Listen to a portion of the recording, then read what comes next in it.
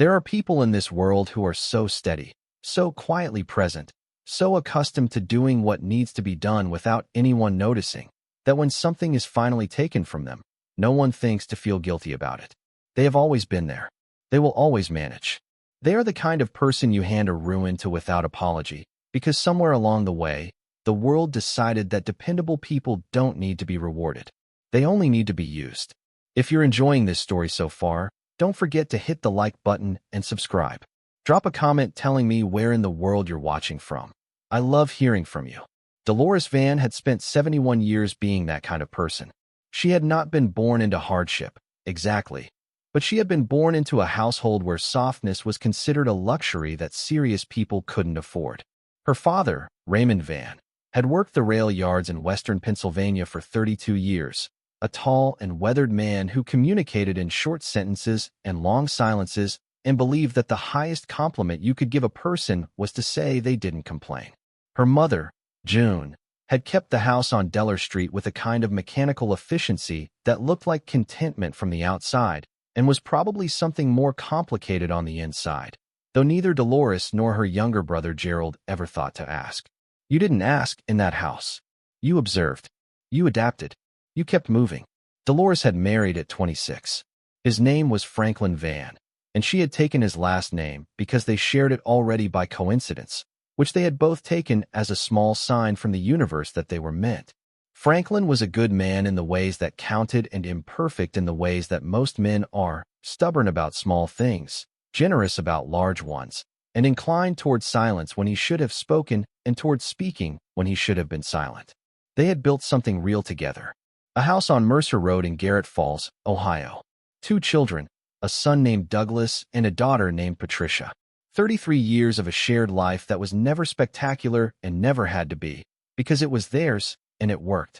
Franklin died on a Thursday in November, 3 days after his 69th birthday, from a heart that had been quietly failing for 2 years longer than anyone had known. Dolores had been in the kitchen when it happened. She had heard him call her name once, and by the time she reached the living room, he was already beyond the reach of anything she could do. The paramedics arrived in 9 minutes.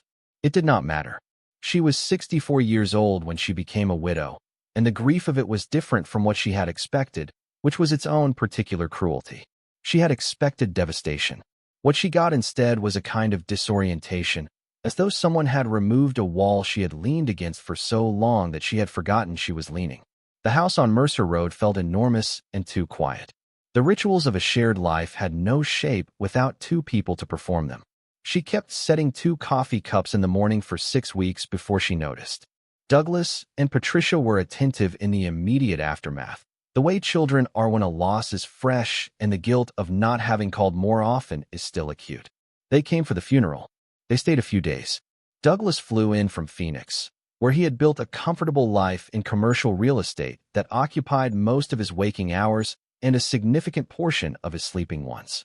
Patricia lived closer, 40 minutes south in Columbus, but close had never meant present where Patricia was concerned.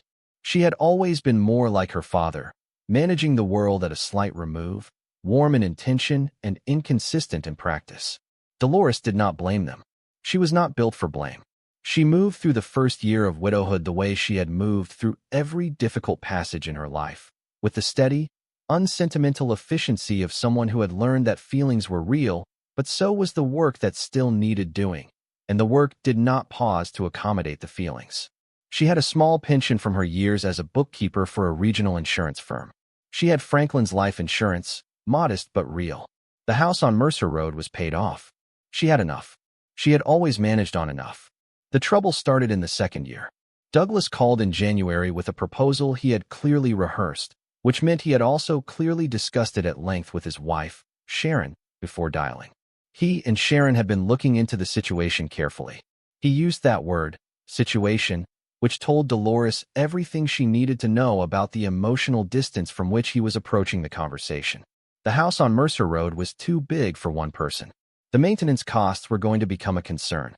Property values in Garrett Falls were not trending in a direction that made it wise to hold onto a single-family home long-term when the occupant had no practical need for 4 bedrooms and a full basement.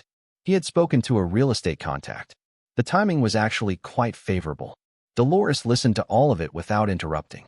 She had learned that skill young and never unlearned it. When he finished, she said, simply, that she would think about it. She thought about it for 3 months and concluded that Douglas was not entirely wrong about the practical details and entirely wrong about the conclusion. The house was big and the maintenance was real. But Mercer Road was where she had lived for 31 years. It was where her children had grown up, where Franklin had built the back deck with his own hands, where she had planted the same rose bushes twice after the first batch hadn't taken, and they had finally bloomed in the 4th spring, and she had felt a satisfaction so pure and wordless that it still lived somewhere in her chest when she let herself remember it. A spreadsheet couldn't hold that. Sharon's calculations didn't have a column for it. She told Douglas she was staying. He was disappointed in the careful, measured way of a man who had expected a different outcome and had prepared himself not to show it. He said he understood. He said of course. He called twice more in the following 2 months and said it again, from slightly different angles, with slightly different supporting evidence. Each time, Dolores said she was staying. Each time, the conversation ended with the particular politeness of people who have agreed not to argue and have not agreed on anything else. Patricia was less subtle. Patricia came in person on a weekend in April, which should have told Dolores something, but which she had allowed herself to interpret as a visit rather than a campaign. They had a nice lunch. They walked around the neighborhood. It was not until they were sitting on the back deck, the one Franklin had built, that Patricia said what she had driven 40 minutes to say. "Mom, Douglas and I have been talking." Dolores looked at her daughter's hands, folded in her lap with a tension that the rest of Patricia's face was working to conceal. She had seen that posture before. She had seen it when Patricia was 9 years old and had broken the kitchen window with a baseball and was trying to figure out how to confess it. "We found a community," Patricia said, "in Westerville. It is really beautiful. They have a wellness center and organized activities, and it's not like what you're picturing. It's independent living. You would have your own apartment. You would have people around." Dolores was quiet for a moment, looking at the rose bushes along the back fence. They were not blooming yet. It was too early in the season, but she knew they would. "I have people around," she said. "I have Margaret next door and the Holloways 2 houses down and my Thursday group at the library. I'm not lonely, Patricia. I'm alone, which is a different thing." Patricia had prepared for this answer. She and Douglas had clearly prepared for all of the answers, because what she said next had the quality of a document that has been revised until every counterargument has been pre-addressed. "The house needs a new roof," she said.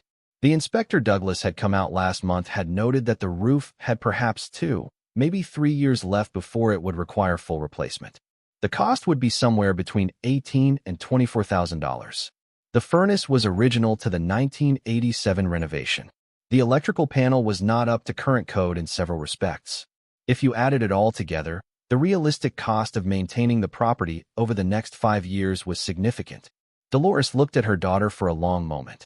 Then she looked at the deck boards beneath her feet, which Franklin had sealed and resealed every 3 years because he was that kind of man. "Did Douglas hire an inspector," she asked, "to come to my house without telling me?" Patricia's composure slipped, just slightly. "He just wanted to understand the full picture." "The full picture," Dolores said. She did not raise her voice. She never raised her voice. But something shifted in the air on that deck, something that Patricia felt, and that made her sit up slightly straighter in her chair. "This is my house," Dolores said. "It has been my house for 31 years. I appreciate that you're concerned. I understand that you want what's best for me. But I am 70 years old, not 90. I am healthy.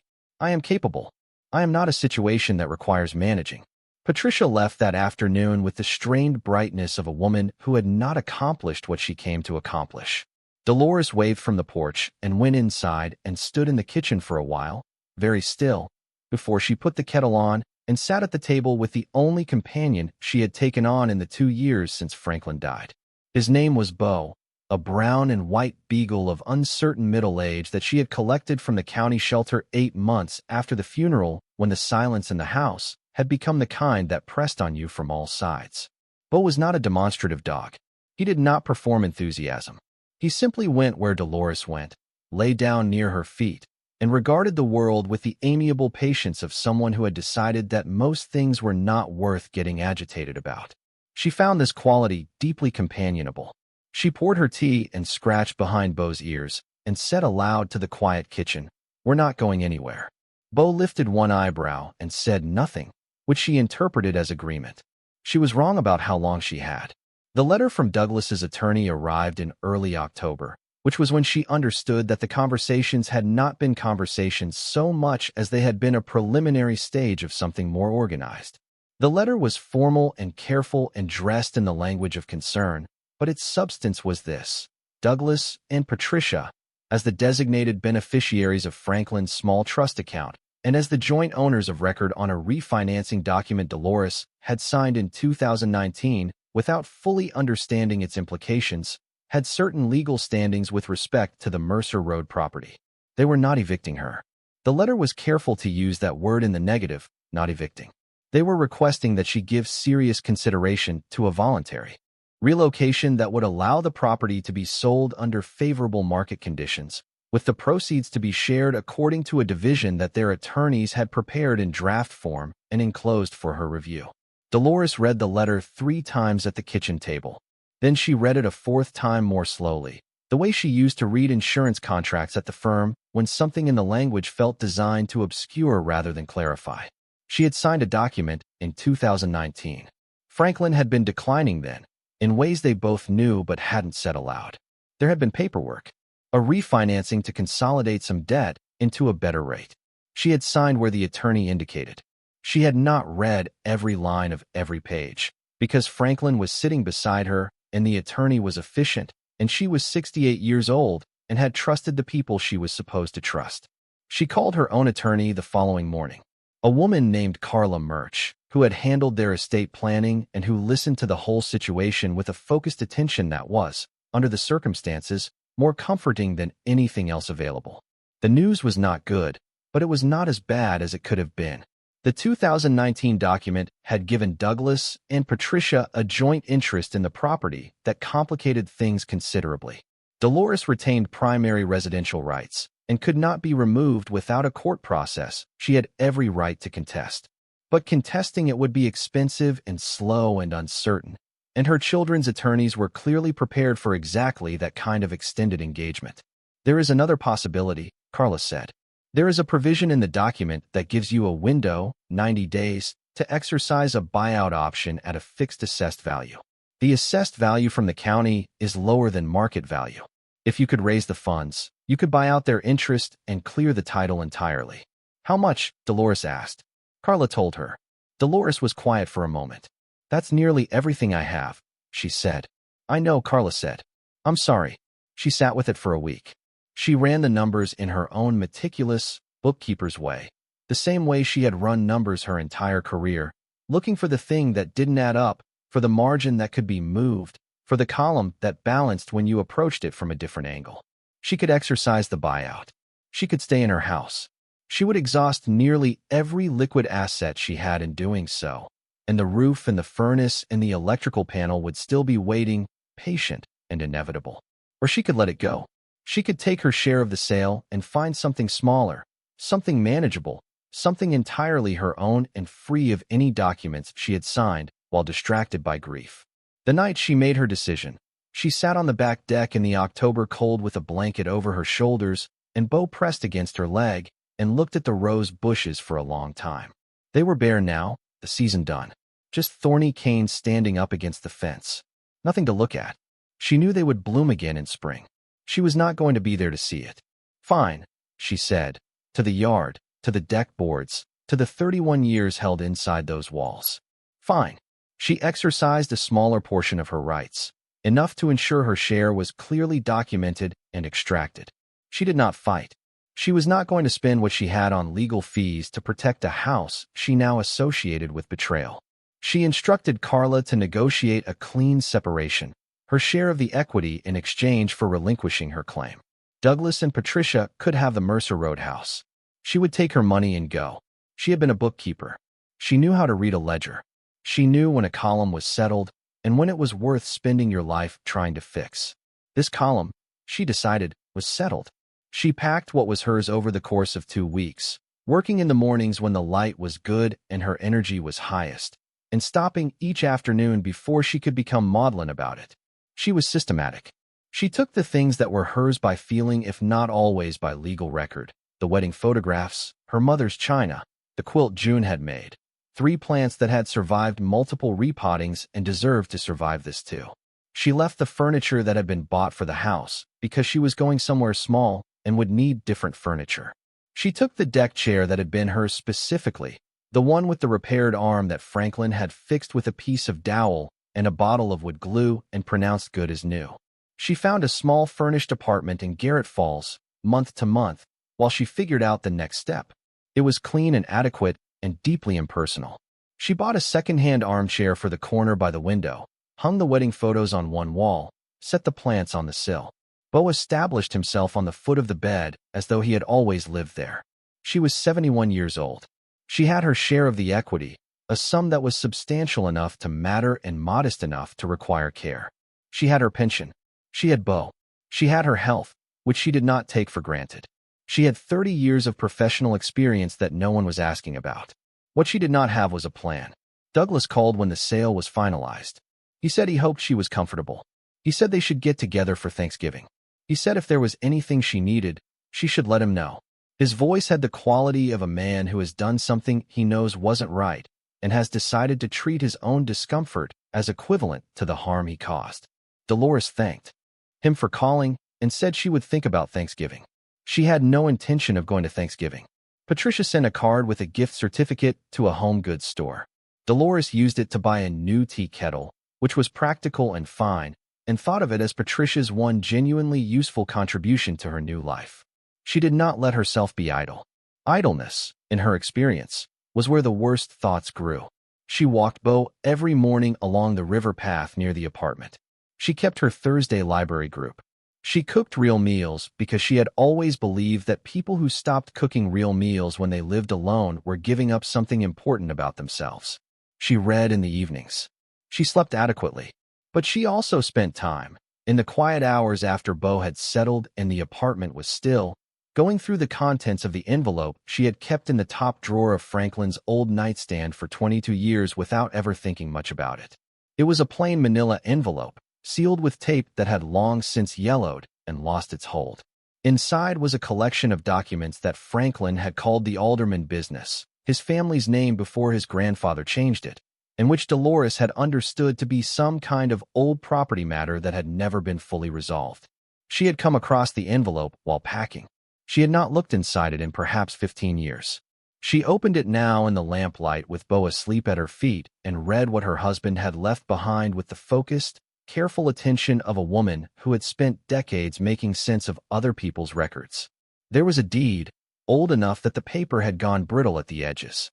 Property in Ruel County, eastern Ohio, near a town called Baines Hollow that Dolores had never heard of.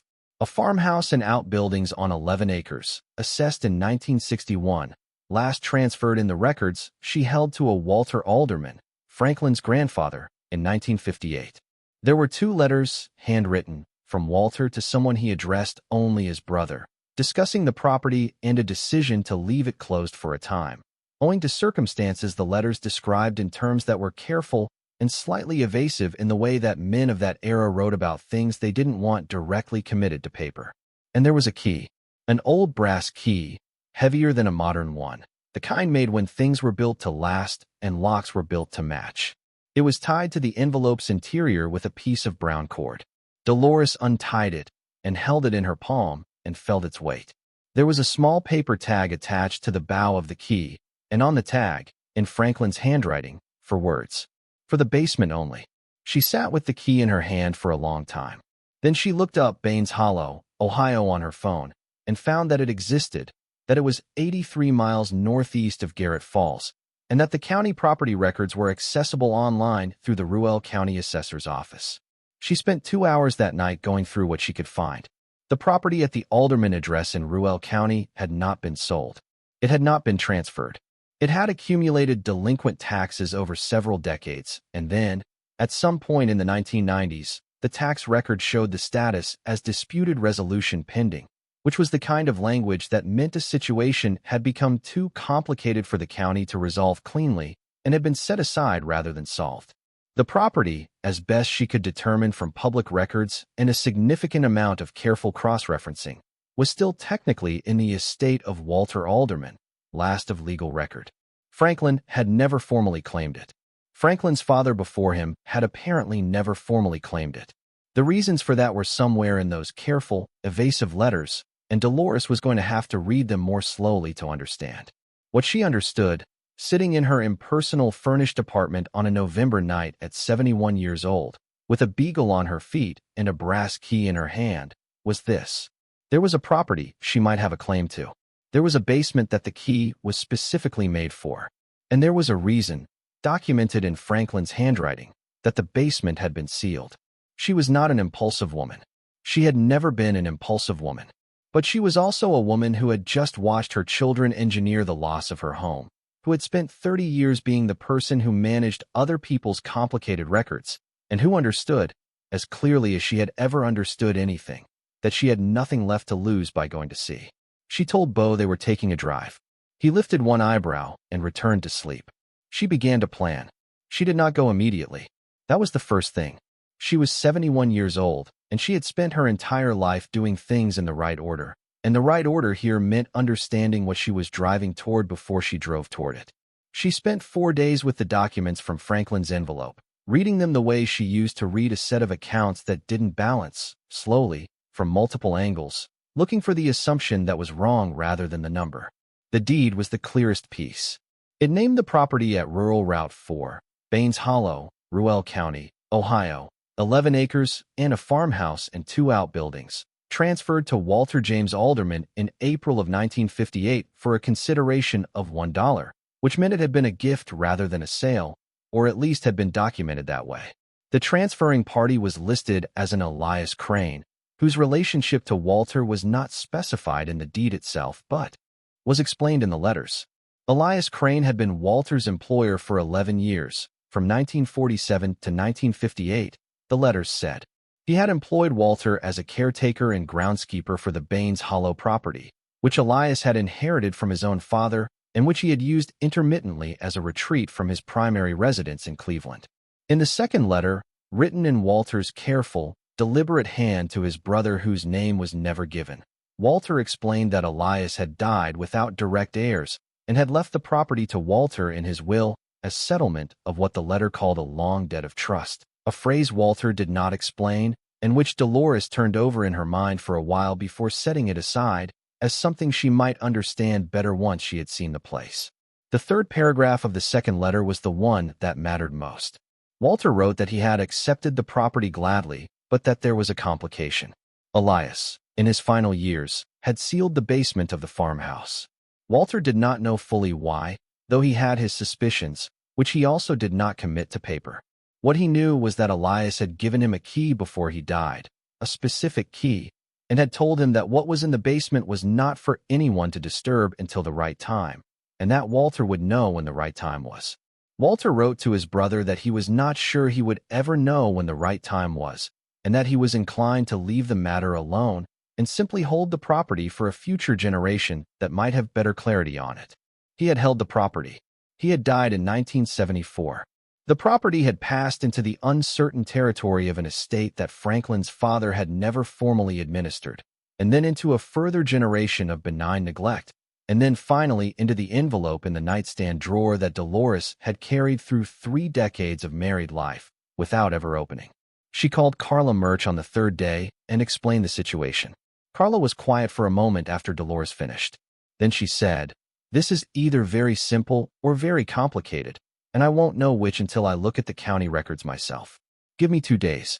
She called back in 1 day. The property had not been formally abandoned under Ohio law. The disputed resolution pending status had frozen it in a kind of administrative limbo that had effectively preserved it, because the county had never completed a tax foreclosure process, and the reason it hadn't was a filing made in 1991 by a Garrett Falls attorney on behalf of the estate of Harold Alderman, Franklin's father, asserting a continuing claim. The filing had stopped the foreclosure, and then apparently nothing further had happened, which meant the claim was still technically on record. "You have a colorable inheritance claim," Carla said. "Not airtight. The tax arrears are significant and will have to be addressed. But you have a basis to assert. If you want to pursue it, the first step is going there in person, documenting the property condition, and then we file a formal estate claim with the Ruel County Probate Court. How long does that take? Dolores asked. Carla told her. Dolores did the math in her head. She had time. She had, for perhaps the first time in her adult life, nothing but time. She packed the car on a Thursday morning in the second week of November. She took enough for a week, though she had no idea what a week would look like once she arrived. She took her work clothes, the sensible ones she had used for gardening and household repairs, her tools, a thermos, Beau's food, and his old bed. She took the envelope and the key and a legal pad and 3 pens because she had learned never to trust a single pen. She told no one where she was going except Carla, who had the address. She did not call Douglas. She did not call Patricia. They had made their position clear, and she had made hers, and there was nothing about this particular chapter that required their involvement or their approval.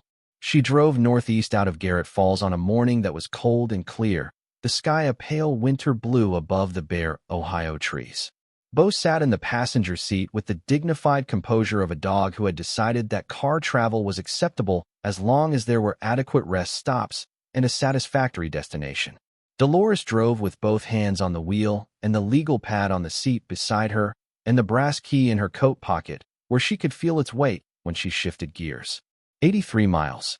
She had driven farther than that to sit with Franklin's father in his last years, had driven farther than that for things that mattered less. Baines Hollow was smaller than she had imagined. The town, if it could be called that, was a gas station with a repair bay attached, a volunteer fire department in a building that had seen better decades, a diner called Paulette's with a hand-lettered sign in the window, a post office the size of a large closet, and a scattering of houses along the main road that petered out into County Highway after 2 blocks. The surrounding countryside was what the town was really about, rolling eastern Ohio farmland.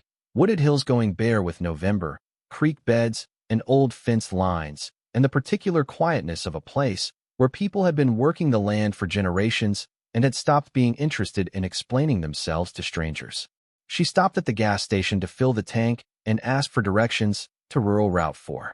The man who came out to run the pump was perhaps 50, weathered in the specific way of outdoor workers, with the careful neutral expression of someone who has learned not to lead with his opinions about newcomers. Rural 4, he said, repeating it back to her as though he needed to. Confirm she'd said what she said. The old Crane place. Alderman, she said. Or possibly Crane before that. He looked at her for a moment. Then he looked at her Ohio plates. Then he looked at Beau, who was looking back at him through the passenger window with the mild interest of a dog who finds most humans basically fine. That property's been empty a good long while, he said. Rode out to it's passable in dry weather. We've had some rain. Is it passable today? He considered the sky. Probably, he said, with a tone that suggested probably was doing significant work in that sentence. She thanked him and drove. The road to the property was not quite what the gas station attendant's caution had prepared her for, but it was not comfortable either. It was a gravel track that turned to packed dirt after the first quarter mile, running between 2 lines of old fence posts that had been standing since before anyone currently living in Baines Hollow had been born. The recent rain had softened the edges of the track and left a sheen of mud across the lowest sections, but the center was firm enough and Dolores drove it at the patient, deliberate speed of someone who understood that arriving slowly was better than not arriving. She came around a stand of old oaks, and the property opened in front of her. She stopped the car. She had not known what she was expecting. She had told herself she had no expectations.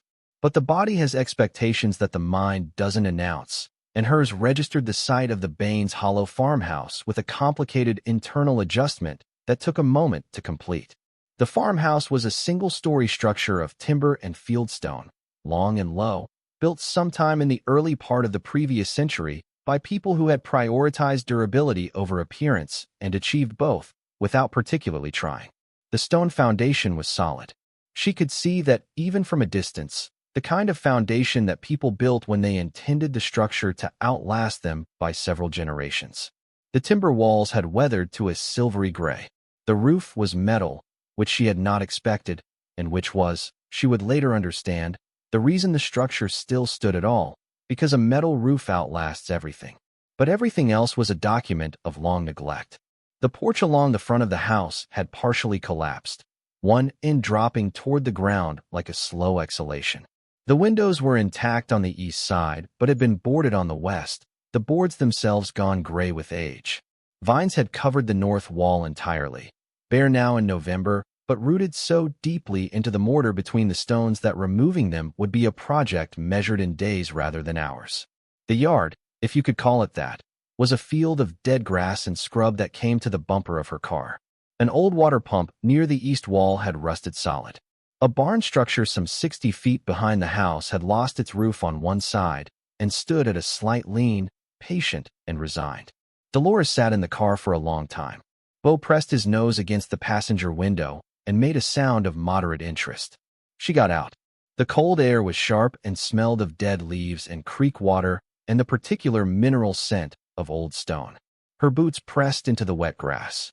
She walked toward the farmhouse slowly, the way you approach something significant, without rushing, giving yourself time to see it fully. The front door was boarded. She went around to the east side and found a door there that was merely locked, the lock old and substantial, but not rusted through.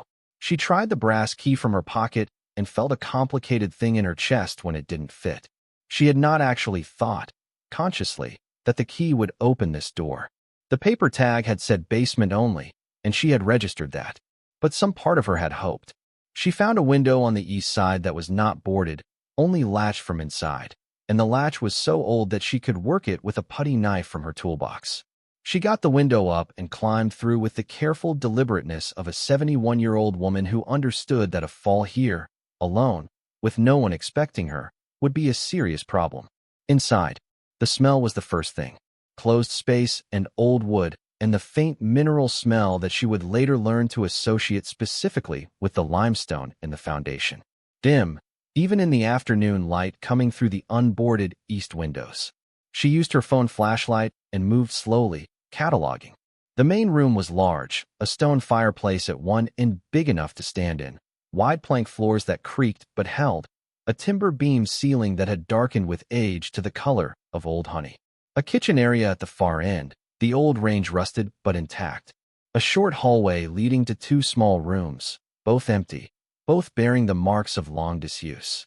And there, at the end of the hallway, exactly where she had somehow known it would be, a door. It was not like the other doors in the farmhouse.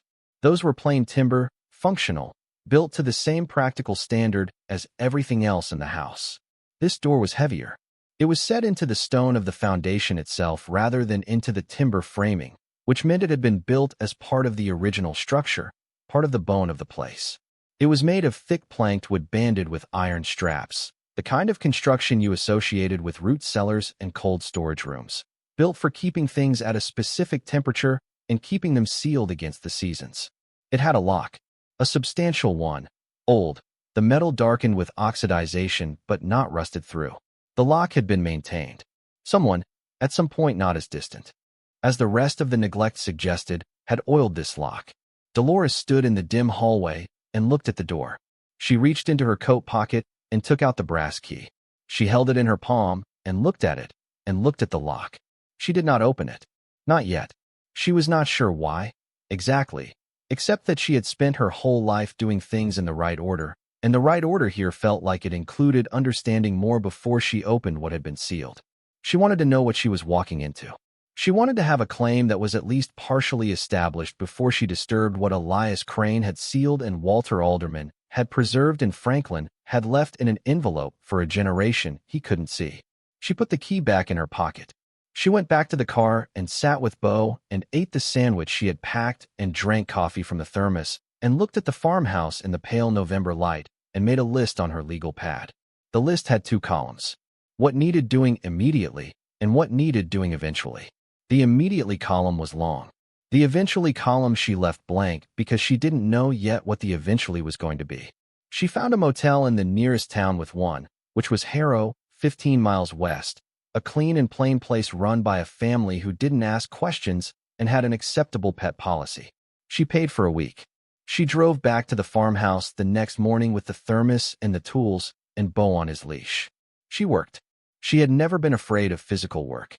The insurance firm had been sedentary, and she had gardened and maintained the Mercer Road house herself for most of those 31 years because Franklin had been willing but not particularly skilled, and she had discovered early that it was faster and more satisfying to do things herself than to supervise someone doing them badly. She was not a young woman, and she was not going to pretend otherwise, which meant she worked at a pace that was sustainable rather than impressive. She measured her energy in the mornings against the tasks of the day and allocated accordingly. The first week was light and debris. She pried the boards from the west windows and let the pale November sun into every room. She hauled out the accumulated debris of decades, the collapsed remnants of furniture, the old newspapers brittle as moth wings, the animal evidence of long occupation by creatures who had found the farmhouse useful in the absence of any human competition. She filled the back of her car with bags and drove them to the county transfer station in Harrow, which accepted what she brought without comment. The second week was assessment. She went over every wall, every floor section, every beam and joint in the ceiling, with the systematic attention of a woman reading a set of accounts. She took notes. She photographed. She was honest with herself about what she saw, which was a structure that was, at its bones, sound, and at its surfaces, in need of everything. She also did something else in that second week. She began to ask questions in Baines Hollow and in Harrow, carefully, of the kind of people who might know the history of a property that had been sitting closed for a long time. She was good at asking questions in a way that did not alarm people. She had always been good at this.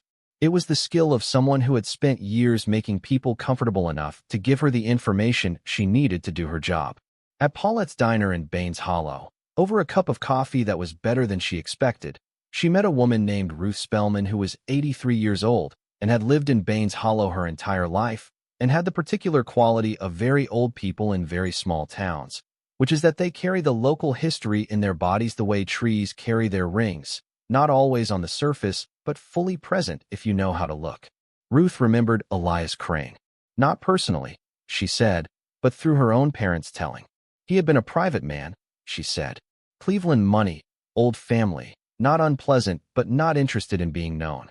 He came to the property 3, 4 times a year, always alone, sometimes with one companion or another who changed over the years. He had always been kind to the people in town who did work for him.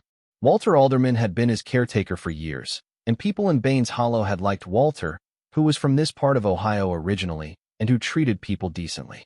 Did you ever hear anything about the property? Dolores asked, about why it was left closed. Ruth considered her coffee. There were stories, she said, the way there always are, in a small town, about a place that stays shut. People said Elias sealed the lower part of the house toward the end of his life. People said it was because of something that had happened down there, but the stories disagreed about what it was. Some said there'd been a death. Some said it was more about what Elias kept there, private things, things he didn't want found when he was gone. Ruth paused. And some people, she said, and her voice carried the careful tone of someone who has decided to be honest about something they're not sure about. Some people said that whatever was in that basement, Elias had decided it was better left for a specific person to find, not just anyone. That he had his reasons for how he left things. Dolores looked at the old woman across the table. Did you ever hear a name? For who he intended to find it? Ruth shook her head. Just that it was deliberate. That Elias Crane was not a careless man. That if he sealed something and left a key to a specific person, it meant something. Dolores drove back to the farmhouse that afternoon with the conversation sitting in her mind alongside everything else she had been turning over. She walked the hallway to the basement door and stood before it again. She put her hand against the iron-banded wood, which was cold and solid and gave nothing away. She was not going to open it yet. She was going to do things right. If you're hooked on this story, make sure to subscribe and turn on notifications so you never miss an upload. Your support means everything and helps me bring you more emotional stories like this one. She called Carla from the farmhouse porch the next morning. The estate claim had been filed. The Ruelle County Probate Court had acknowledged receipt and assigned a case number. The tax arrears were the largest immediate obstacle. Carla had been in contact with the county treasurer's office and had a figure, a total that was significant but not insurmountable given what Dolores had from the sale of the Mercer Road equity share. Paying it would use a substantial portion of what she had. She would be left with enough to live carefully and not enough to live carelessly. She authorized the payment. This was the 3rd week of November. She extended her stay at the Harrow Motel. She drove to the farmhouse every morning and worked. She began to make the house livable, not comfortable, not finished, but livable, in the way that a woman who has learned to distinguish between what she needs and what she might prefer knows how to approach. She got the east side windows properly weather-sealed. She got the kitchen range assessed by a man from Harrow who drove out and looked at it and said it was fixable if she wanted to bother, and she said she did. She bought a camp stove for the interim and a sleeping bag rated to 20 degrees and moved into the farmhouse on the last day of November because the motel was costing money she needed to stop spending. The first night was cold. She had the camp stove and the sleeping bag and a candle on the wide plank floor of the main room, and Beau pressed against her side with the full commitment of a dog who had decided that his person's choices were his choices and he was not going to register a complaint. She lay awake for a while, listening to the farmhouse settle in the cold, the timber and stone making the small sounds of old structures accommodating the temperature, clicks and murmurs, and the occasional groan from the porch overhang. She was not frightened. She recognized after a while, more settled than she had felt since the November morning 2 years ago when she had heard Franklin call her name and reached the living room too late. She was in a place that no one had directed her to, that no one was managing her toward, that existed in the world independently of anyone's plan for her. She had found it herself. She had driven to it and climbed through a window and assessed its bones and decided it was worth the work. In the morning she got up before the light and made coffee on the camp stove and took it to the hallway and stood in front of the basement door again. She tried the key. It turned. She felt the lock disengage, the mechanism moving with a smoothness that did not fit the age and condition of everything else in the house, a smoothness that could only come from something that had been maintained. Someone had kept this lock in working order. Someone had come here, not recently, but not in the deep past either, and oiled this mechanism and preserved its function, which meant someone had known that the day would come when the key would need to work. The lock released. Dolores stood with her hand on the iron handle of the door and did not pull. Not yet. There was still the practical matter of doing this correctly. She was a woman alone in an empty farmhouse 83 miles from her nearest contact. She did not know what was on the other side of the door, whether the air was safe, whether the structure below was stable. She had been a bookkeeper, not a reckless person. She was not going to become reckless now simply because something significant was possibly waiting on the other side of a door. She stepped back. She put the key in her pocket. She took out her legal pad and wrote down the date, the time, the fact that the key had turned and the lock had released.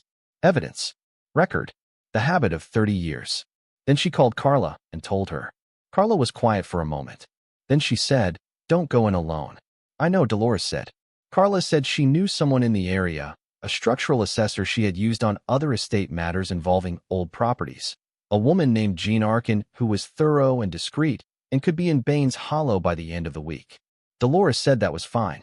She spent the days between in the farmhouse, working on the rooms above, and in the evenings she sat with Beau near the camp stove and read the letters again, and Silas Calloway's journal had been Maggie's equivalent text, she thought, the document that explained what the previous generation had found and why they had hidden it. What she had was Walter's letters, which explained less than she wanted and implied more than they said. The long debt of trust. The right time. The key for the basement only. Franklin had known. She understood that now, reading the letters again from the distance of 60 miles and 2 weeks of living in the farmhouse. He had known, in the general way, that there was something beneath the house that might matter someday.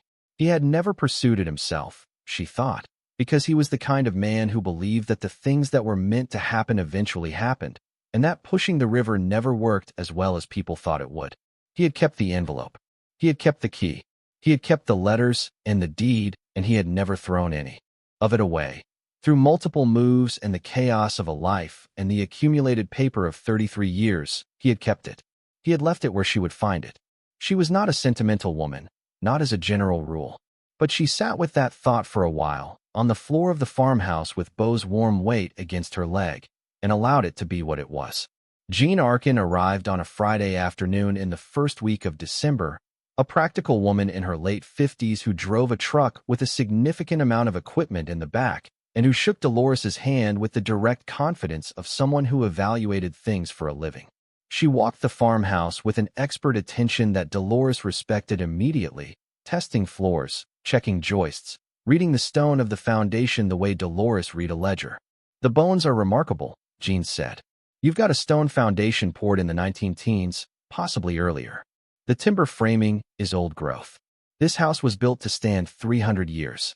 The surface conditions are what they are, you know that, but structurally you are sitting on something solid." Then they went to the basement door. Jean looked at the door for a long moment. She ran her hand along the iron banding. She looked at the frame where it met the stone. Then she looked at Dolores. "You ready?" Dolores took the key from her pocket. She put it in the lock, which turned as smoothly as it had the first time, and she pulled the iron handle, and the door swung open. The air that came out was cool and dry and carried the mineral scent she had learned to associate with the limestone in the foundation, but concentrated now, specific, the smell of a sealed space that had been kept at a constant temperature for a long time. Jean shone her work flashlight down. Stone steps, wide and solid, descending into the dark. The walls on either side were the same fieldstone as the foundation above, dry and close and real. They went down together. The basement was larger than Dolores had expected. It ran nearly the full length of the farmhouse, a low-ceilinged space perhaps 8 feet in height at the center, with stone walls on all 4 sides and a floor of fitted stone flags that were cool and level and dry beneath her boots.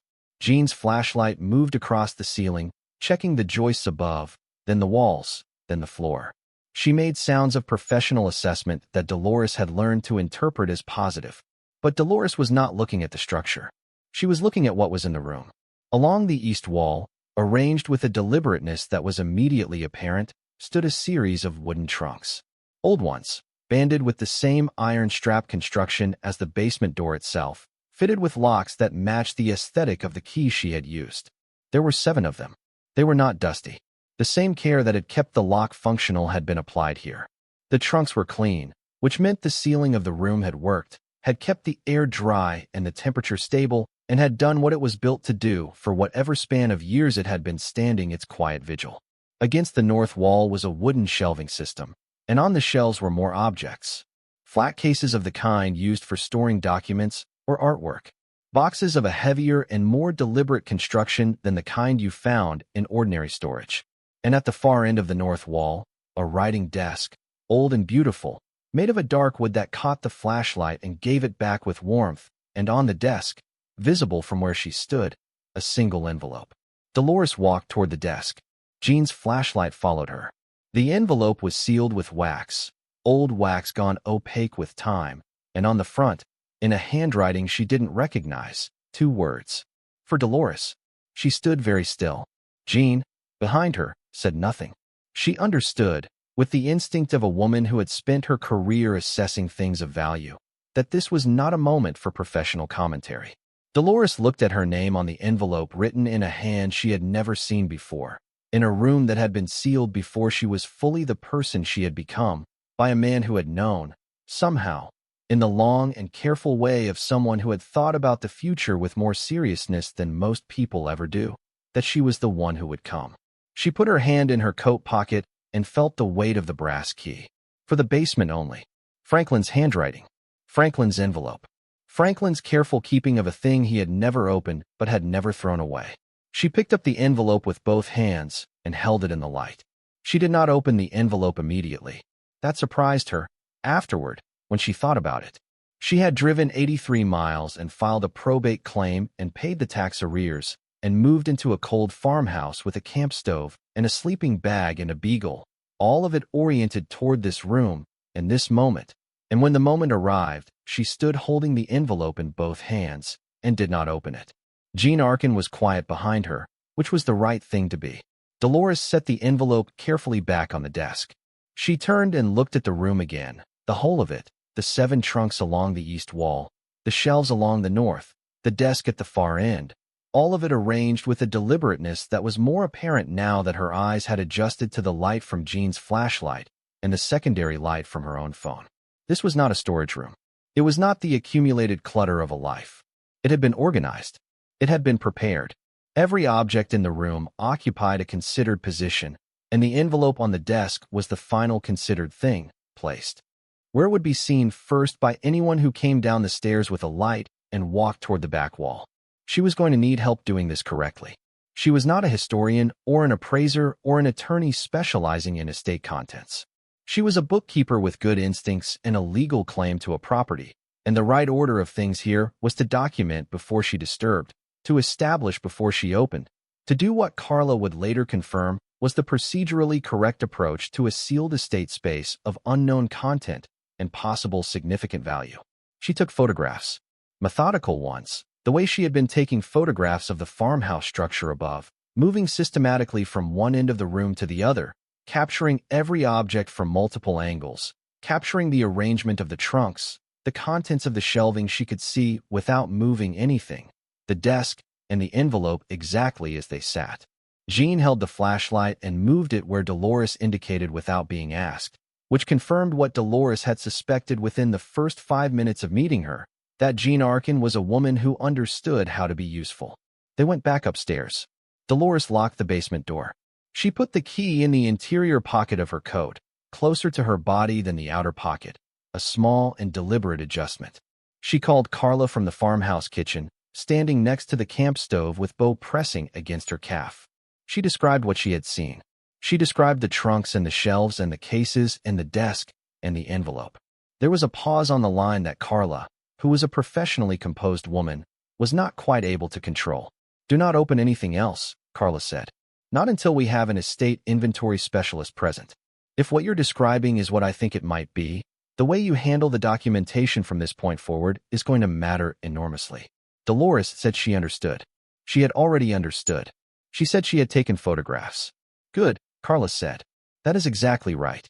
They agreed on a plan. Carla knew an estate contents specialist in Columbus, a woman named Dr. Harriet Osei, who held a joint appointment at Ohio State in art history and material culture, and who consulted for probate courts and insurance companies and occasionally for the State Historical Society. She was thorough, Carla said, and she was discreet, and she would understand both the historical and the legal dimensions of what Dolores had found. Dr. Osei could come the following Thursday. 6 days. Dolores had managed everything else with patience. She could manage 6 days. She spent them working on the farmhouse above. She did not go back down to the basement. She had thought she might find it difficult to stay out of the room, that the pull of what waited there would make the waiting intolerable. It did not. She worked the way she had been working, section by section and methodically, and when she thought about the basement, which she did, it was with the particular quality of anticipation that she had always associated with things she had earned and not yet received. It did not press on her. It steadied her, if anything, the knowledge that the room was there and sealed and waiting, that the envelope carried her name, that the key was in her pocket. She was not going anywhere. Neither was the room. On the second day, she drove into Baines Hollow for supplies and stopped at Paulette's, where Ruth Spellman was in her usual corner booth with a cup of coffee and a newspaper. Ruth looked up when Dolores came in and moved her coat from the other side of the booth in a gesture of welcome that Dolores took without hesitation. She told Ruth, in general terms, what she had found. Not the specifics of the trunks or the shelves or the envelope, but that she had been down to the basement and that it appeared Elias Crane had indeed left things there, significant things, and that she had a specialist coming the following week. Ruth put down her coffee cup. She studied Dolores with the direct, unperforming attention of someone who has earned the right to see clearly. "I am glad it was you," Ruth said finally. Dolores looked at her. "What do you mean?" Ruth was quiet for a moment. "There have been people over the years," she said, "who knew the property was sitting there, who heard the old stories about Elias sealing the basement and leaving it for a reason. 2 or 3 times I know of, somebody came out and tried the doors and found them locked and went away. Once, maybe 12 years ago, a man came around asking questions, not like you, not like someone with a right, like someone looking for a way in that did not require one." Ruth paused. "He did not find one." Dolores considered this. "Do you know who he was?" "Someone from Cleveland," Ruth said. "Somebody who had done some research on the Crane family and thought there might be something worth having on this property. He went away when the county explained the legal complications. But he knew something was there. He just could not prove a claim." Dolores thought about the probate filing from 1991, the one that had frozen the tax foreclosure and preserved the property in its administrative limbo for 30 years. Franklin's father's attorney. She had thought of it as an accident of neglect, a filing made and then forgotten. She was beginning to think it might have been something more deliberate. She drove back to the farmhouse in the late afternoon light and stood on the porch in the cold and looked at the property, the overgrown yard, the leaning barn, the stone wall she had been cleaning and pointing in the sections she could reach, and thought about the series of deliberate acts that had to have occurred to bring her to this specific moment. Elias sealing the room and leaving the key to Walter. Walter writing the letters and keeping the deed and dying without pushing the river. Franklin's father filing the claim that froze the foreclosure. Franklin keeping the envelope through 30 years of a life together and never opening it, and leaving it where she would find it when she needed to find it. She was not a mystical woman. She did not believe that the universe arranged things for reasons. But she believed in human intention, in the capacity of people who thought carefully about the future to take actions whose effects outlasted them by decades. Someone, or several someones, had thought carefully about this. She was the outcome of their thinking. She went inside and made dinner on the camp stove and sat with Bo and the 2 letters and read them again, one more time, looking for what she had missed. She found it in the final paragraph of the second letter, the one she had been reading as a conclusion when it was actually a preparation. Walter wrote to his brother that Elias, in their last conversation, had said something that Walter had not fully understood at the time, but which he had written down exactly. Elias had said that what was in the basement belonged to a particular kind of person, not a particular name, not a particular family, though the family connection mattered for the legal foundation. A particular kind of person. Someone who came to the property not because they were sent, but because they chose. Someone who found it when they needed it rather than when they were looking for it. Someone who arrived without certainty and stayed without guarantee and did the work without knowing what the work would yield. Dolores read the paragraph 3 times. Then she put the letter down and looked at Bo, who looked back at her with the expression of a dog who has been patient long enough and would appreciate his dinner. She fed him. She made her own meal. She did not say anything aloud, to the kitchen or the house or Franklin's memory, because some things are complete without words. Dr. Harriet Osei arrived on Thursday morning in a sensible car packed with equipment that she and her graduate assistant, a young man named Marcus who was quiet and efficient in the way of people trained by someone exacting, carried into the farmhouse with the organized focus of people who had done this kind of work before. Dr. Osei was a small woman of perhaps 50, with close-cut hair going silver at the temples, and the kind of focused intelligence that you felt before she spoke, a quality of attention that cataloged and assessed without appearing to do so. She shook Dolores's hand and asked a precise series of questions about how Dolores had found the room and what she had touched and in what order, and she listened to the answers with the same focused attention she gave everything. Then she asked to go down. The 4 of them descended the stone steps together, Jean Arkin joining them because Dolores had asked her to, and because Jean's structural knowledge might be relevant, and because Dolores had come to trust her judgment. Dr. Osei moved through the basement the way she had moved through the questions, slowly and completely, not touching anything initially, only looking, her flashlight moving across the trunks and the shelves and the cases with methodical care. She stopped in front of the shelving along the north wall. She leaned close to one of the flat cases and looked at the edge of it, not the surface but the construction of it, the joinery, and the hardware. She made a sound that Marcus seemed to recognize as significant because he was already opening the equipment bag. Dr. Osei turned to Dolores. Do you know anything about Elias Crane's background? His family, his profession? Dolores told her what she knew. The Cleveland family. The private man. The property used as a retreat. The long debt of trust mentioned in Walter's letters without explanation. Dr. Osei nodded slowly, still looking at the cases on the shelf. The Crane family, she said, with the tone of someone locating a reference in a mental catalog, were significant collectors. There was an Elias Crane on the board of the Cleveland Museum of Art in the 40s and 50s. There was a Crane collection of American and European works that was partially donated and partially, she paused, partially unaccounted for when the family line ended. There had been some institutional interest over the years in what happened to the undonated portion. Some quiet questions that never produced answers. Dolores looked at the flat cases on the shelves with the new understanding that Dr. Osei's words had just provided. She looked at the trunks along the east wall. She looked at the envelope on the desk. She picked up the envelope. She looked at Dr. Osei. May I? Dr. Osei nodded. Dolores broke the wax seal carefully working her thumbnail beneath the edge the way she had opened the envelope in the nightstand carefully, doing it right. She unfolded the letter inside. 3 pages, written in the same hand that had addressed the envelope. A clear and deliberate handwriting that had the quality of someone who believed that letters are permanent things and should be written accordingly. The letter was dated 1971. Elias Crane had been, by her calculation, in his late 70s when he wrote it. He wrote to no specific name. He wrote to whoever comes, which was how he began, and which made Dolores's breath catch in a way she did not try to conceal. Whoever comes will have the key, he wrote, and the key was given to Walter, and Walter was given it because Walter was the person I trusted most. Completely in the last third of my life, which says something about the quality of Walter's character and also about the circumstances of mine. What is in this room belongs to the person who arrives here through the chain that Walter begins, because that chain is made of trust and of choosing correctly and of not giving up on things that have been sealed.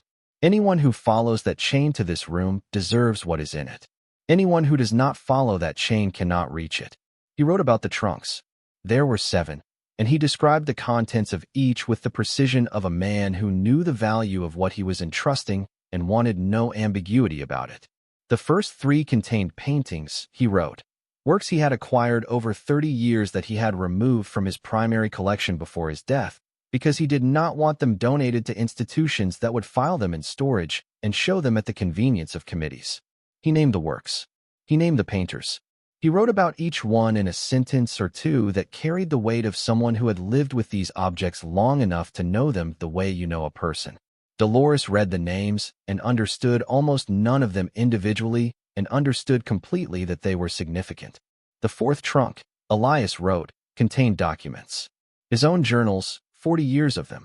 His correspondence with artists and dealers and museum directors, and with certain politicians and businessmen whose names he declined to write in the letter, but whose letters were in the trunk and would, he wrote, be of considerable interest to historians of the period when the time was right, which was not while any of them were living. Enough time had passed. More than enough. The 5th trunk contained objects. Not paintings but 3-dimensional things, sculpture and ceramic, and one piece that he described only as the bronze that Moreau made for me specifically and that I never showed to anyone, because some things are too personal for exhibition. He wrote that whoever came would understand what to do with these things, which Dolores understood as meaning that whoever came would have someone with them who understood. She looked at Dr. Osei as she read that sentence. Dr. Osei, who was looking at the trunks with an expression that Dolores now recognized as the controlled version of something considerably less controlled, met her eyes briefly and returned her attention to the room.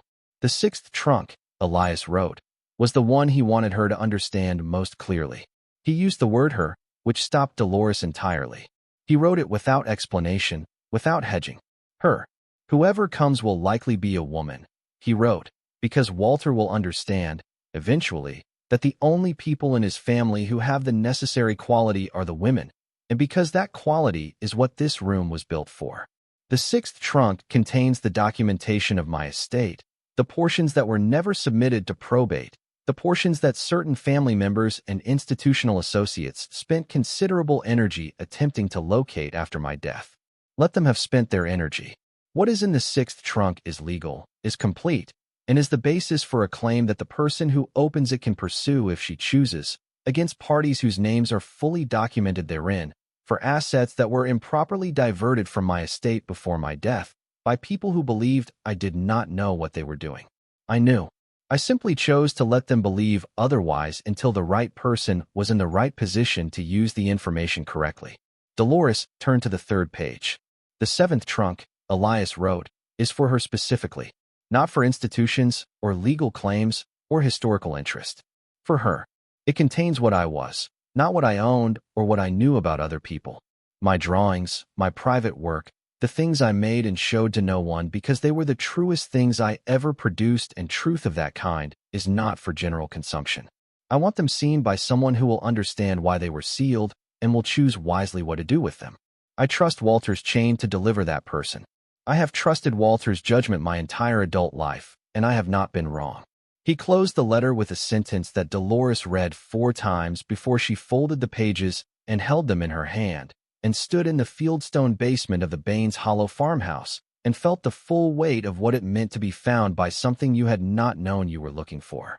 "I sealed this room," Elias Crane had written, "not to hide what is in it, but to protect it until it reached the hands it belongs in. Some things should not be rushed. Some people need to arrive at the right time. I was patient for most of my life, and I am being patient still." Jean said, very quietly from behind her, "Are you all right?" Dolores said yes. She meant it. The opening of the trunks took the rest of Thursday and all of Friday.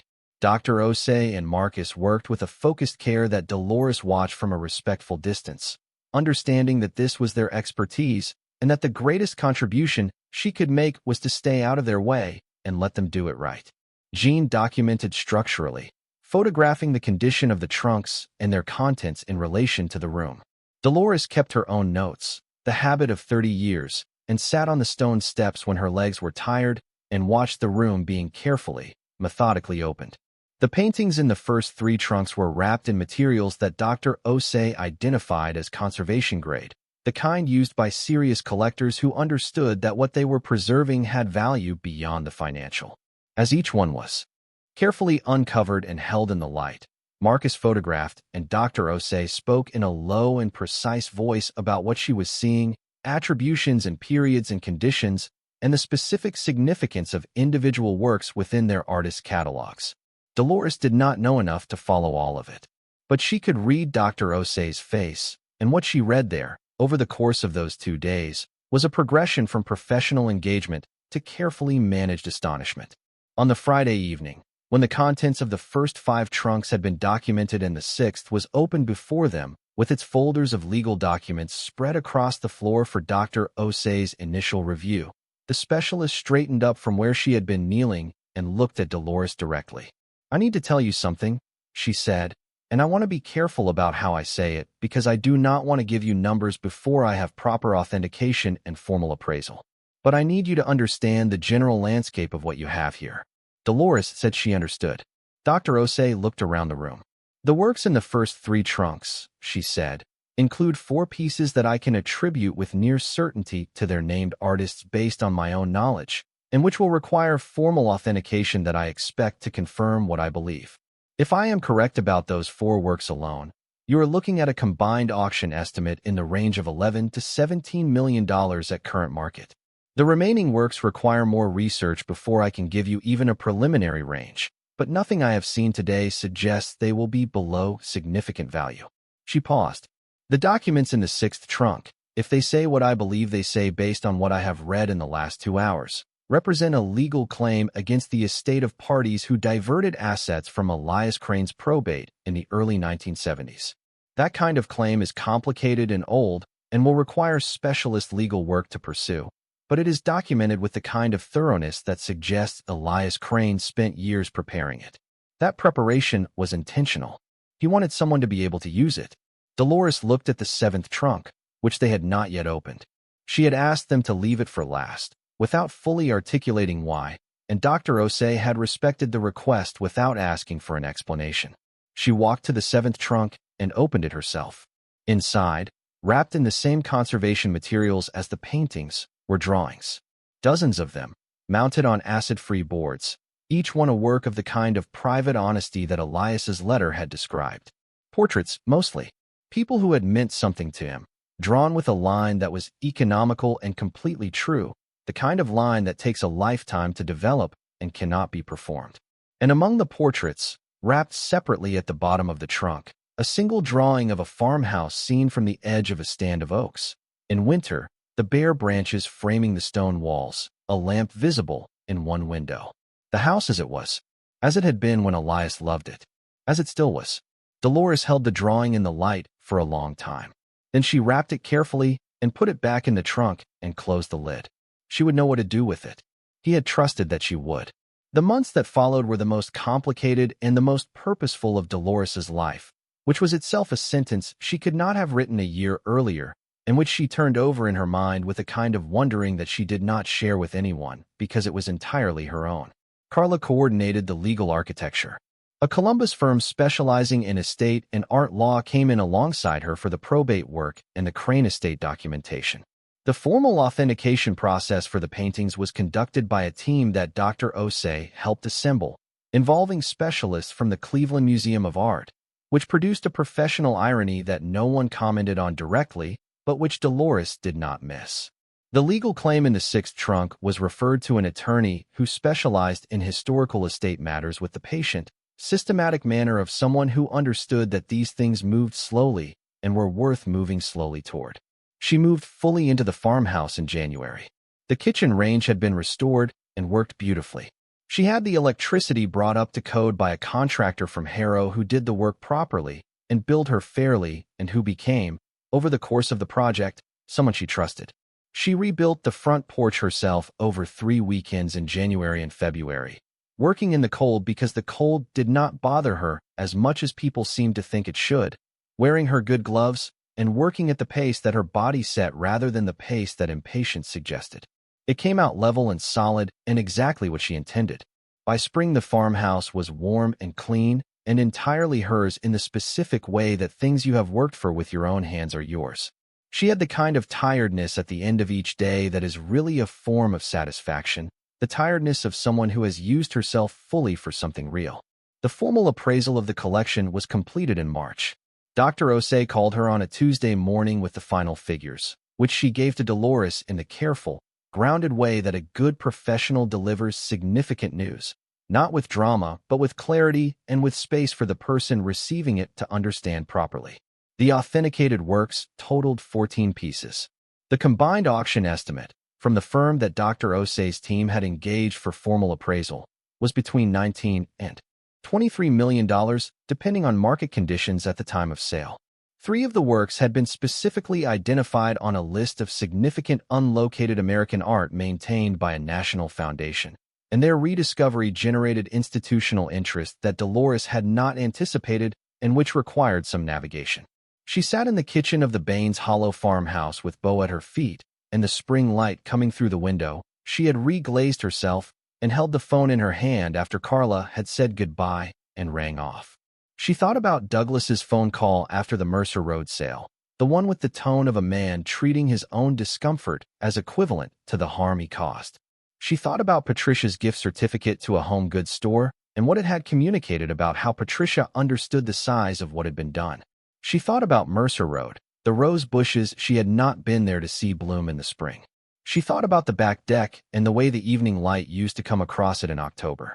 Then she thought about the farmhouse porch she had built with her own hands in January cold, and the way the morning light came through the east windows onto the wide plank floors she had sanded and sealed, and the brass key on the hook by the kitchen door where she had hung it the day she moved in. The phone rang. It was Douglas. She let it ring 4 times, which was not her usual habit, and then she answered. Douglas, she learned in the course of the conversation that followed, had heard something. A former colleague of Carla's had mentioned, at the kind of professional gathering where things get mentioned in passing, that there was an interesting estate matter in Ruel County involving a significant art collection and a farmhouse. Douglas, who paid attention to things that might be relevant to his interests, had connected the geography to what he knew of Franklin's family background, and the connection had taken him approximately 48 hours to articulate into a phone call to his mother. His approach was not entirely graceless. He did not come in immediately with the question he had called to ask. He asked about the farmhouse, about how she was doing, about the winter, about Beau. His voice had a quality she had not heard in it since he was very young, a quality of not quite knowing how to position himself in relation to her. She answered his questions simply and without elaboration. She was well. The farmhouse was coming along. Beau was fine. Then there was a pause, and Douglas said, Mom, I have been hearing some things. She said, I imagine you have. Another pause. Is it true? About the collection? Douglas, she said, what I found here, what I have been doing here, all of it is mine. It came through your father's family, and it came because I came here alone and did the work alone and stayed when staying was uncertain and found what was sealed because I was the right person at the right time. None of that has anything to do with the decisions you and Patricia made about Mercer Road. Silence. I am not angry, she said, because she was not anymore, and because she wanted him to hear that clearly. What you did was wrong. It was legally defensible and humanly wrong, and I think you know that. But I am not calling this moment justice. I am calling it mine. My work, my find, my choice about what to do with it. You do not have a place in that conversation, and that is not a punishment. That is just what is true. Douglas was quiet for a long time. Long enough that she thought he might simply end the call without responding, which would have told her something definitive about his character. He did not. He said, I know. His voice was smaller than she had heard it since he was a boy. She said, I appreciate you saying that. I mean it. Call me at Christmas, Douglas. Come if you want to come. She rang off and sat with the phone in her hand for a moment. Then she put it down and went back to work. Patricia called 3 days later, and the conversation was more tangled because Patricia had always been more tangled, warmer and more complicated, and more genuinely sorry in a way that made things harder rather than easier, because genuine sorrow requires a response that simple contrition does not. Dolores gave it the response it deserved. She was honest about what had been lost. She was honest about what had been found. She told Patricia that the door was open, not to the collection or to anything financial, but to a relationship that had been going sideways for years before the house was ever an issue, and that if Patricia wanted to walk through that door with honesty rather than management, she was welcome to. Patricia cried. Dolores let her. She did not rush it. Jean Arkin came by on a Wednesday in April, and they had coffee on the porch that Dolores had built and looked at the yard, which was beginning to come back to something in the spring, green pushing up through the dead grass with the patient determination of things that grow slowly and do not need permission. You are going to keep some of them, Jean said. The drawings. It was not a question. Jean had a way of arriving at things directly. Some, Dolores said. The one of the farmhouse. A few of the portraits. The bronze that Moreau made specifically for him, I am arranging for it to go to the Cleveland Museum with a proper designation, because that is where it should be seen. The paintings, most of them, will go to auction because that is what he would have expected, I think. He was not sentimental about objects. He was sentimental about people, and he put people in the seventh trunk. Jean nodded. She drank her coffee. The morning was quiet around them, birdsong and creek sound, and the faint wind through the oaks at the edge of the property. Ruth Spellman came out the following week, which was a significant event because Ruth had not left Baines Hollow in some years, and the drive to rural Route 4 was not nothing for a woman of 83. She came with Hector from Paulette's driving her, and she got out of the car and stood in front of the farmhouse and looked at it for a long time. You put the porch back, she said. I built a new one, Dolores said. The old one was gone. Ruth nodded. It looks right, she said. They had coffee inside, the four of them, at the kitchen table that Dolores had found at an estate sale in Harrow and restored over a weekend in February. Ruth looked at the wide plank floors and the stone fireplace and the windows and said nothing for a while, which was its own kind of statement. Then she looked at Dolores and said, Elias would have been satisfied. I think he would have been more than satisfied. Dolores asked her what she meant. Ruth looked at her hands on the coffee cup. He was a man who understood long time, she said. Not the short kind, not the kind most people think about. He understood that some things take 50 years to arrive at the right place, and he was willing to plan for that. Not many people are. Most people give up on things that do not happen in their own lifetime. She paused. He used to say, in those years when he was still coming to the property, that the sealed things outlast the open ones. That what you close carefully will still be there when everything else has changed. Ruth looked up at Dolores. I think he was right about that. Dolores looked at the brass key on the hook by the kitchen door. She thought about what it meant to be the person who arrives at the right time. Not because she had been searching for this specific thing, not because she had planned for it, but because she had come to the end of one life and stood at the edge of something that everyone else had dismissed and had chosen, without certainty and without guarantee, to go in. The farmhouse sold in the summer for $460,000, which was a different farmhouse than the one she had climbed through a window to enter the previous November. She did not sell it for the money, exactly. She sold it because she had understood, over the winter and spring of working on it, that the farmhouse was not a place she was meant to stay but a place she had been meant to come through, and that the right thing to do with a place you have restored is to let it be lived in by someone who needs a home and not hold it as a monument to your own passage through it. She bought a smaller property in Baines Hollow itself, a cottage on the east edge of town with a good south-facing garden and a sound roof and enough room for Beau and a proper kitchen and the things from the seventh trunk that she was keeping. She paid for it outright. She set aside what was necessary to restore what she had spent in the early months. She established a small fund, at Dr. Osei's suggestion, for the conservation and documentation of unexhibited private collections, named quietly and without public announcement for Elias Crane and for Walter Alderman, because both of them deserved to be remembered as people who understood that some things are worth preserving carefully for a future you cannot see. She planted a garden in the spring. Not roses, because she was not trying to recreate anything. Something different. Lavender along the south wall and kitchen herbs near the door, and one climbing thing on the east fence whose name she had looked up 3 times and kept forgetting, which made her laugh every time, which was reason enough to keep it. She walked Bo every morning along the creek path at the edge of town. She had coffee with Ruth on Tuesdays. She had dinner with Jean once a month, which had the comfortable quality of a friendship built on a foundation of having done something real together. She called Patricia at Christmas, and Patricia came in the new year, and they sat in the cottage kitchen and talked with an honesty that had been missing from their relationship for longer than either of them had fully realized. And it was not easy, and it was better than not difficult. It was true. Douglas came in the spring. He stood in the garden and looked at what she had planted and did not say much for a while, which was, she thought, the most honest thing he had done in years. Then he said he was sorry, without preparation or qualification, and she believed him, and she told him so. And they had dinner and talked about Franklin, which they had not done properly since the funeral, and it was the thing they both needed and had been too entrenched in the business of managing each other to allow themselves. She did not give him anything financial. What she gave him was her company and her honesty and the same open door she had offered Patricia, because those were the things that had actual value, and because she had learned, over the winter in the Baines Hollow farmhouse, that what you give people freely from a position of wholeness is entirely different from what you give them out of a need to be seen. She had needed to be given the wrong thing in order to find the right one. She understood that now with a completeness that she could not have arrived at from any other direction.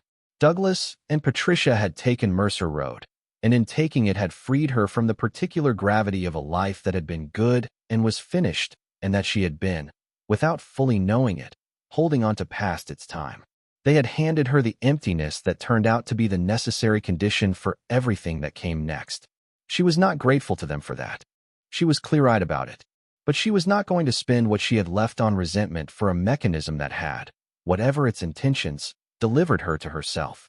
On a Tuesday evening in May, Dolores sat in the garden of her Baines Hollow cottage with a cup of tea and Bo at her feet, and the late light coming long and gold across the lavender she had planted, and she thought about Elias Crane writing a letter to whoever comes, and Walter Alderman keeping the key for a generation he could not see, and Franklin carrying the envelope through 30 years of a shared life and leaving it where she would find it. She thought about the basement door swinging open in the December dark, the cool mineral air rising from the stone steps, Jean's flashlight moving across the trunks arranged along the east wall. She thought about the envelope on the desk. For Dolores, she had been 71 years old and displaced, and without a plan, and she had driven 83 miles because the alternative was staying still, and staying still had never, in her experience, been the right answer to anything real. The sealed things outlast the open ones. What you close carefully will still be there when everything else has changed.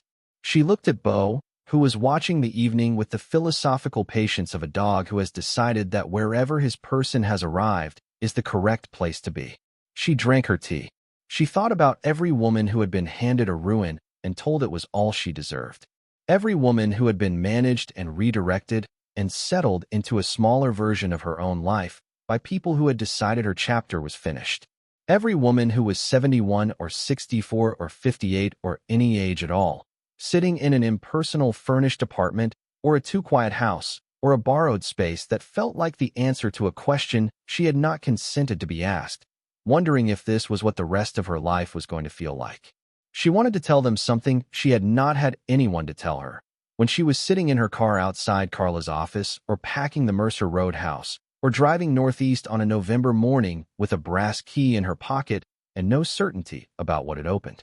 She wanted to tell them that the door they are standing in front of, the one that has been locked so long no one remembers why, the one that everyone else has walked past because it looks like it leads nowhere worth going, that door is theirs, that the key exists, that the fact that no one else tried the lock is not evidence that there is nothing behind it. It is evidence that it was waiting for them specifically. that being handed the ruin is not the end of the story. It is the story's necessary beginning, the part without which nothing else is possible. It is never too late.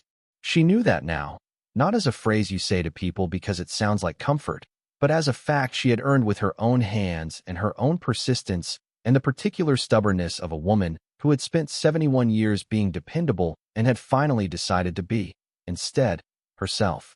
Whatever has been sealed still holds what was put inside it. Whatever door you have been avoiding is still there. Whatever key has been left for you, in whatever envelope, in whatever drawer, in whatever form the people who loved you and thought carefully about your future chose to leave it, it is waiting for the morning you decide that staying still is no longer the answer. Go find it. Thank you so much for watching until the end. If you love this story, check out the other videos on your screen now. I think you will really enjoy them. And do not forget to subscribe if you have not already. See you in the next story.